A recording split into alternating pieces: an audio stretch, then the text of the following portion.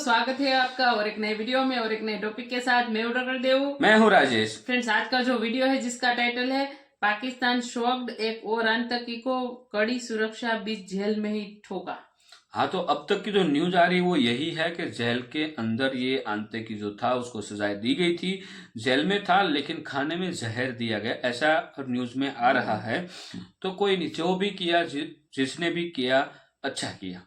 ये वही बंदा था 26/11 का जो हमला हुआ, उसमें जो सारा प्लानिंग किया था, मास्टरमाइंड बोलो या कुछ भी बोलो, वो था। तो उनको भी टपका दिया। अब पाकिस्तानियों, आप समझ लो कि आपके वहां पे अब आतंकियों का सफाया स्टार्ट हो चुका है। जिसने भी किया हो हम उसको सलाम करते हैं, आपने अच्छा काम बहुत किया। अच्छा किया। तो चलो दोस्तों, पहले वीडियो देखते हैं। वीडियो देखने से पहले चैनल पे पहली बार आए और सब्सक्राइब नहीं किया तो सब्सक्राइब जरूर से कर दीजिएगा, और वीडियो अच्छा लगे तो लाइक से जरूर से। चलिए स्टार्ट करते हैं। वो सीधा सीधा मारा जाएगा और तो और ना मुल्क में जिंदा छोड़ा जाएगा ना ही मुल्क से बाहर छोड़ा जाएगा। आज की जो खबर है वो बहुत अच्छी है, बहुत ही मजेदार है। साजिद, इनको अज्ञात हमलावरों ने जेल के अंदर घुसकर ठोका है और किस तरीके से ठोका है वो स्टोरी सुनाने लायक है। इनका नाम आया मुंबई अटैक्स में। He was one of the heads for the India setup of लश्कर। साजिद मीर जो कि लश्कर का ऑपरेटिव था या लश्कर का कमांडर था, वो उसके पीछे था। उसने ये सारी साजिश रची थी। आज सेंट्रल जेल डेरा गाजी खान में उसको उसी का रसोइया यानी कि पाकिस्तानी आर्मी का ही आदमी, ऐसे लोगों की पूरी सिक्योरिटी पाकिस्तानी आर्मी के हाथ में होती, उसी का रसोइया उसे जहर देके भाग गया। पहले तो था नहीं, फिर जिंदा हो गया, फिर उसके बाद में मर भी गया ये साजिद। उसके एविडेंसेस दे दिए कि ये तो मर गया भाई, ये तो अल्लाह ताला के पास में बैठ के अंगूर का रस पी रहा है।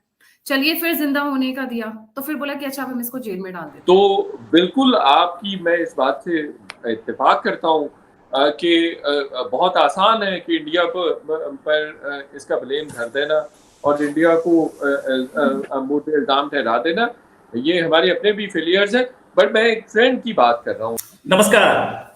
आज बदला पूरा हुआ तुकाराम ओम्बले की हत्या का।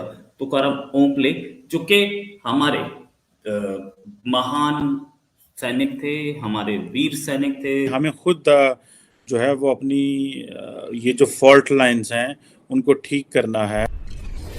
नमस्ते दोस्तों, जय हिंद। हिंदुस्तान स्पेशल में आपका स्वागत है। दोस्तों, पाकिस्तान के डेरा गाजी खान जेल में 26/11 मुंबई हमले की प्लानिंग में शामिल लश्कर तोयबा के वांटेड आतंकी साजिद मीर को जहर दे दिया गया। मीडिया रिपोर्ट्स के मुताबिक साजिद फिलहाल वेंटिलेटर पर है।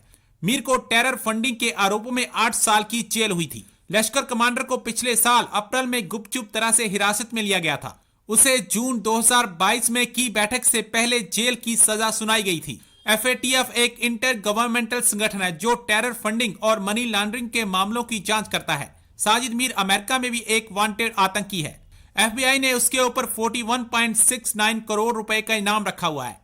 अमेरिका के जस्टिस डिपार्टमेंट के दस्तावेजों के मुताबिक 26/11 हमले करने वाले आतंकी अटैक के वक्त मीर और उसके साथी अबू कहाफा और मसर इकबाल के सीधा संपर्क में थे। लश्कर के साथ मिलकर साजिद मीर ने कई आतंकी हमलों की प्लानिंग की और उन्हें अंजाम दिया। साजिद मीर जो कि लश्कर का ऑपरेटिव था या लश्कर का कमांडर था, वो उसके पीछे था। उसने ये सारी साजिश रची थी। आज सेंट्रल जेल डेरा गाजी खान में उसको उसी का रसोइया यानी कि पाकिस्तानी आर्मी का ही आदमी, ऐसे लोगों की पूरी सिक्योरिटी पाकिस्तानी आर्मी के हाथ में होती, उसी का रसोइया उसे जहर देके भाग गया। वो आदमी यानी कि ये साजिद मीर, इसकी हालत खराब है। इसको उठाया गया, एयरलिफ्ट किया गया, बहावलपुर के CMH यानी कि आर्मी हॉस्पिटल में एडमिट है। हालत खराब है, वेंटिलेटर पे है, बचना बड़ा मुश्किल है। मैं ये बोलना चाहूंगा कि आज तुकाराम ओम्बले का बदला ले लिया गया है, नो डाउट अबाउट इट। ये जो घटिया काम हो रहा था बहुत टाइम से, हम उस शहीद को नमन है आज। और ये काम बहुत लेट हुआ लेकिन हुआ। इंडिया ने कराया, किसी ने कराया, मुझे नहीं पता। इंडिया ऐसा कुछ करवाता नहीं है, लेकिन मैं पाकिस्तानी आर्मी ऑफ कोर्स आरोप लगाएगी। मैं पाकिस्तानी आर्मी से पूछना चाहूंगा कि इतने सारे लोग थे जेल में, एक आदमी का खाना अलग से क्यों बनता था? इतने सारे लोग थे, उसको जहर देने वाला क्या इंडिया ने रिक्रूट किया था? आपने रिक्रूट किया था। वो मार के भाग गया। आप क्या कर रहे थे? अगर इतना इंपॉर्टेंट था तो उसको बनाया गया खाना पहले कोई और क्यों नहीं खाता था?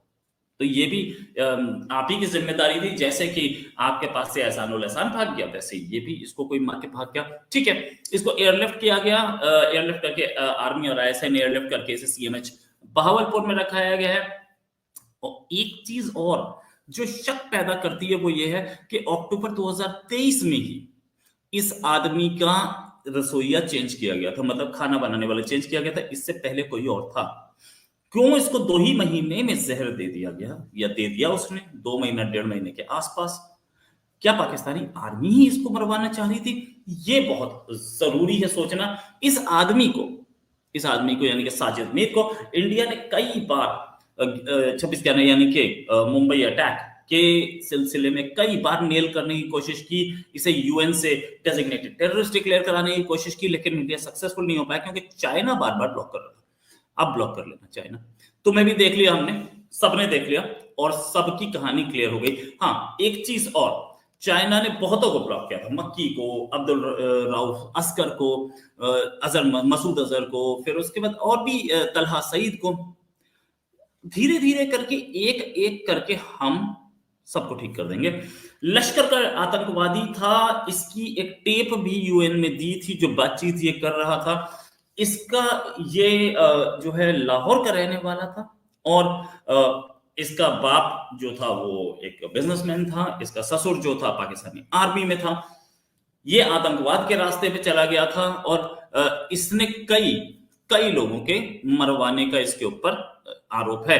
खासतौर से हमारे 200 से ज्यादा लोग मुंबई अटैक में, एक अटैक इसके ऊपर आरोप उसमें भी है, ऑस्ट्रेलिया में भी है, वो भी बात कर लेंगे। साथ में ये भी कि इसको कुछ अननोन, इस एक ऐसे टाइम पे ये मारा गया जब बहुत सारे अननोन लोग मारे गए हैं। आरोप सबका इंडिया पे ही आ रहा है, लेकिन ऑफ कोर्स इंडिया ऐसा काम करे तो ठीक है, इंडियन गवर्नमेंट एक्सेप्ट करेगी। अगर करती होगी तो जाहिर है इंडियन गवर्नमेंट डरती थोड़ी है। लेकिन ये बात बतानी बहुत जरूरी है कि दाऊद गिलानी यानी कि डेविड कोलमैन हेडली, उसको इसी ने रिक्रूट किया था जो कि पूरी मुंबई की रेकी करके गया था। ये आदमी मास्टरमाइंड था मुंबई अटैक का, और इतने सारे जो लोग मारे गए थे उन सब का आज बदला पूरा हुआ।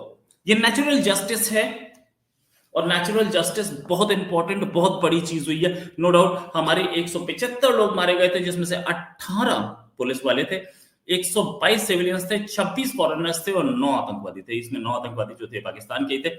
एक चीज और, तो इंटरपोल के नोटिस थे इसके खिलाफ और यूएपीए में इंडिया ने इसको वांटेड बताया था। इनको अज्ञात हमलावरों ने जेल के अंदर घुसकर ठोका है, और किस तरीके से ठोका है वो स्टोरी सुनाने लायक है। इनका नाम आया मुंबई अटैक्स में। He was one of the heads for the India setup of लश्कर।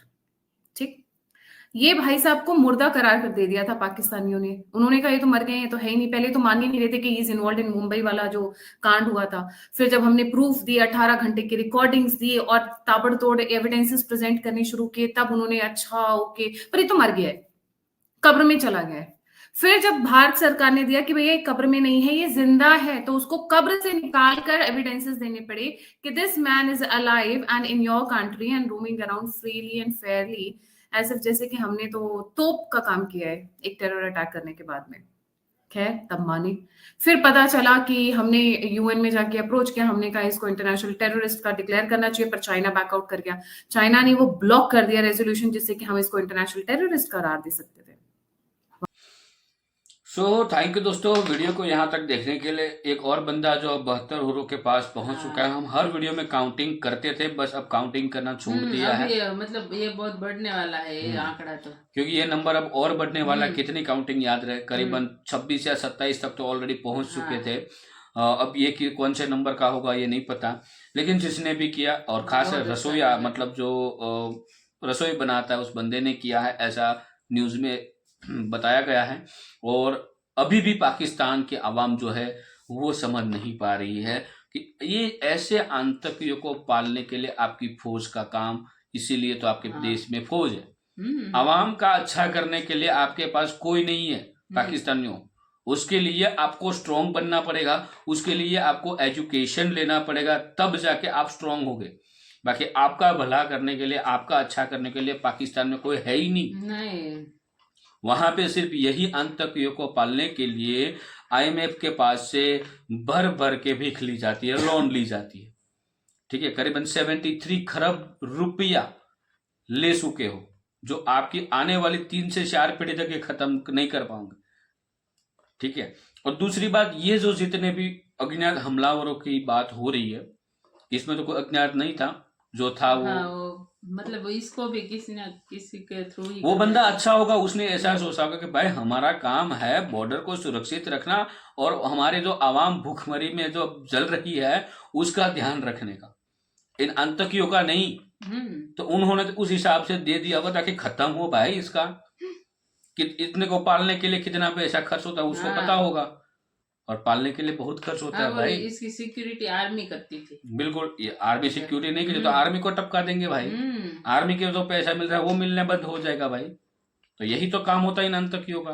ये लश्कर तैयबा पाकिस्तान में जो टेररिस्ट ग्रुप है, ये उनका बंदा था जो मुंबई में 26/11 हमला करवाया था। करीबन बहुत सारे आम नागरिकों की जाने गई थी।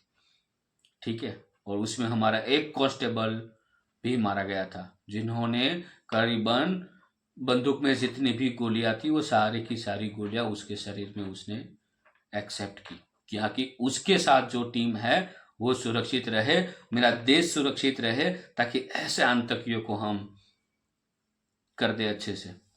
ठीक है, तो ये जो लोग होते हैं ना, इनको पालने के लिए, जैसे कि हमने यहाँ पे पाकिस्तान का ही आतंकी 26/11 का ही आतंकी जिसको हमने पकड़ा था, फांसी की सजा दी, करीबन 8 से 10 साल तक उसको जेल में रखा, उनको पालने के लिए भी सरकार को बहुत बड़ा खर्चा करना पड़ा। उसका रीजन यही था क्योंकि सबूत ही चाहिए। ठीक है, ये इंटरनेशनल लॉ के हिसाब से हमें सबूत को बचा के रखना था, तो उस सबूत को बचाने के लिए बहुत सारा पैसा है वो मतलब गए उसके पीछे।